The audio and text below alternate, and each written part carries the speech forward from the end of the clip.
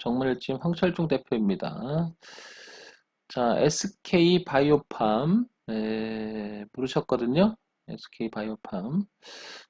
이 종목을 앞서서 지금 종목 추천 하는 거 아님을 다시 한번 말씀드리고요. 그냥 관심 있거나 보고 계신 분들을 위해서 지극히 참고사항으로만 보시기 바랍니다. 그래서 기술적 분석에 의존해서 지지와 저항, 내용, 흐름, 그 다음에 변곡, 매물대 이런 걸 보려고 하니까 지극히 참고사항으로만 보시기 바랍니다. 자, SK 바이오팜 한번 볼게요. 그런데 SK 바이오팜을 지금 보기에 앞서서 제가 이렇게 됐죠? 보기에 앞서서 이렇게 알체라라는 종목을 한번 같이 봐볼게요. 이렇게 보시면 뭔가가 조금 비슷한 그림이었다는 걸 알 수 있지 않나요? 한번 다시 한번 알체라죠. 그 다음에 SK 바이오팜 한번 볼게요. 이렇게. 자, 그러면 이 부분이었던 거죠. 이 부분이 이렇게 수렴의 형태였었어요. 그죠? 올랐다가 내렸다가 올랐다가 내렸다가 파동을 좁히다가 깨면서 윗꼬리 달고 그 다음부터 계속 내립니다. 그죠? 지금 10만 9천 원인데 SK 바이오팜은 이렇게 되면 이 저가를 이탈할 가능성은 되게 높아졌죠. 흐름상. 그렇죠. 어떤 일이 있었는지는 잘 모르겠으나 거래가 터지면서 더군다나 떨어졌어요. 내용은 지금 살펴보지 않을게요. 어쨌든 그냥 흐름만 보자는 거죠. 흐름만. 다른 건 생각하지 말고요. 자, 그런데 하루아침에 개파락을 바람에 대응할 기회를 놓쳤어요. 이런 얘기 하셨는데 자 보세요. 여기서 혹시 들어가셨다면 이 지지를 보고 들어가신 거죠. 이렇게. 근데 이게 날벼락을 맞은 거죠. 한마디로 이렇게. 그 얘기를 하시는 것 같은데요. 흐름상 제가 중시 여기는 걸 한번 보세요. 제가 늘 얘기하지만 이 고가가 이게 낮아지고 있죠. 이렇게. 이렇게. 그러면 이 추세가 있었던 거죠. 흐름상 이렇게. 당연히. 그렇죠. 그 다음에 여기를 시도했던 자리가 한번 있었죠. 이렇게. 한번 틀어서 올라가 보려고. 그죠? 근데 여기서 꺾었죠. 이렇게. 그리고 밀렸죠. 그리고 파동을 좁혀나가는 과정 속에서 이 부분을 가만히 보면 2차 수렴을 했죠. 이렇게. 이렇게. 그죠? 그런데 이 과정을 가만히 보면 머리를 들지 못했죠. 아직. 틀어놓질 못했죠.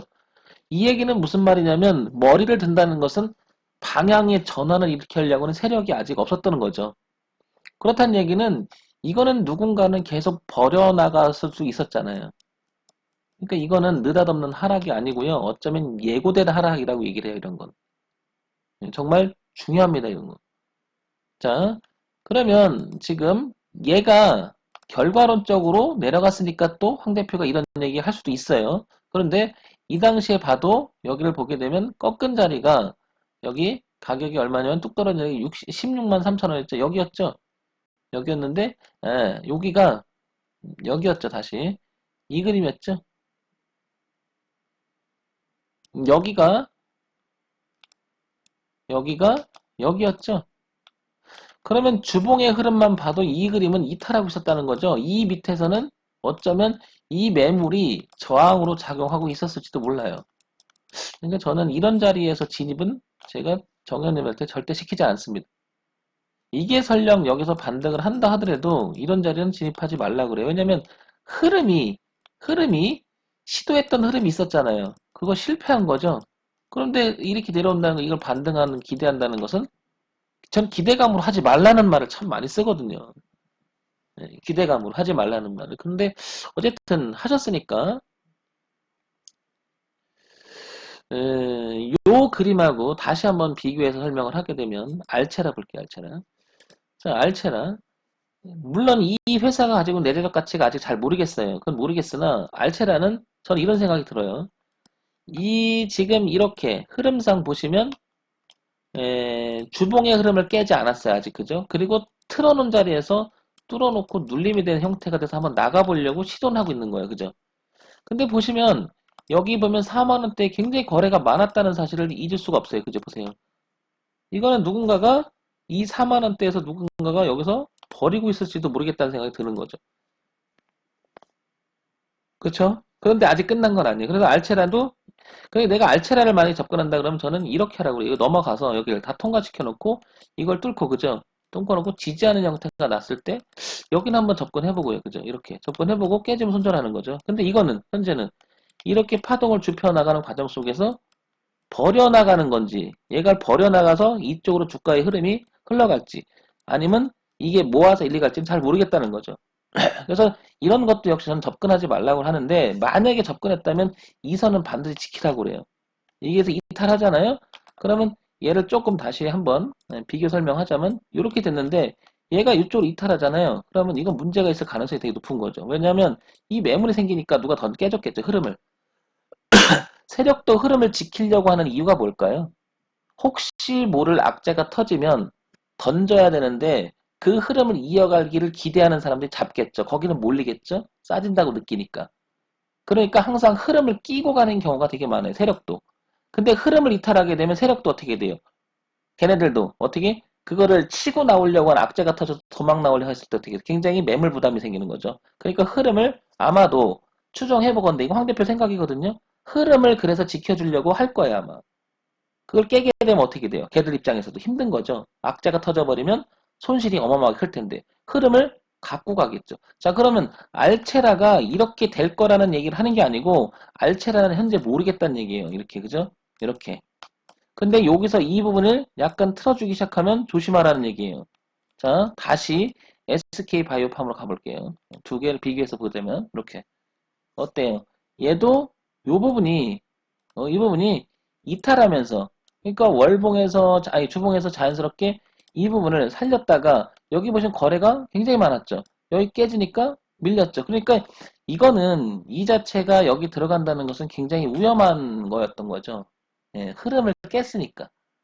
그러니까 SK 바이오팜이 어쩌면 알차라의 흐름하고 아주 흡사하다는 걸 알 수 있는 거죠. 그러면 SK 바이오팜은 이렇게 보시는 게 좋을 거예요. 보세요. 일단은 이 흐름이 이렇게 흘러가고 있잖아요. 그러면 얘가 극복해야 될 자리는 올해 여기가 동선이니까 여기 올라온다 하면 추세 저하니까 13만 원대가 굉장히 중요한 의미를 갖죠. 올라온다면. 그러면 저 같으면 가지고 있다면 여기서 어떻게 돼요? 대응을 할 것 같아요. 비중을 줄이거나 와준다면 줄이거나 혹시 갖고 있다면 줄이거나 그냥 자르고 말죠. 왜냐면 이 매물이 너무 부담스럽거든요. 이 매물이. 아니면 비중을 줄여서 올라가서 여기 다시 지에서 이렇게 만들어서 틀어서 다시 올라간다면 그때 뭐 할까 모를까. 어쨌든 얘는 이제는 9,800원, 98,000원이라고 하는 이 저가를 한번 이렇게 이탈할 가능성은 되게 높아진 거죠. 흐름상.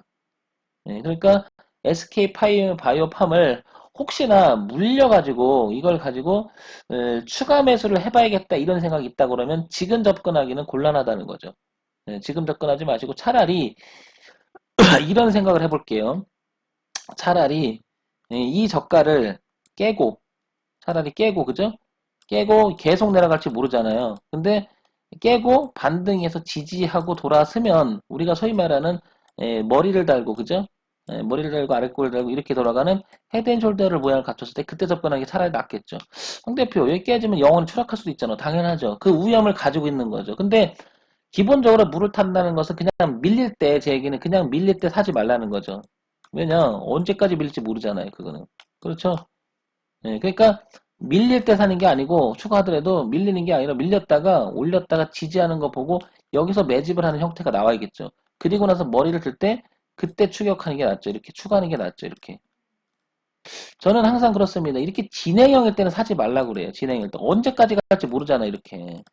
자, 그래서 여기서 하나 생각해야 될 게 뭐냐면 주가 파동은 이런 생각을 해보세요.